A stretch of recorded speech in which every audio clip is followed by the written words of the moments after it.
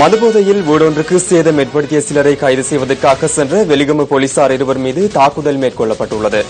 காயமடைந்த போலீசார் வெலிகம ஆதார வைத்தியசாலையில் சிகிச்சைகளுக்காக அனுமதிக்கப்பட்டுள்ளனர். போதையில் இருந்த மூவர் வெலிகம முத்துகம பகுதியின் வீடொன்றுக்கு நேற்றிரவு சேதம் ஏற்படுத்தியுள்ளனர். இதனால் வீட்டிலிருந்த இருவர் காயமடைந்துள்ளதுடன் இவர்கள் வெலிகம ஆதார வைத்தியசாலையில் அனுமதிக்கப்பட்டுள்ளனர். நேற்றிரவு 9 மணியளவில் செய்தியை பார்த்துவிட்டு நித்திரைக்கு சென்றேன்.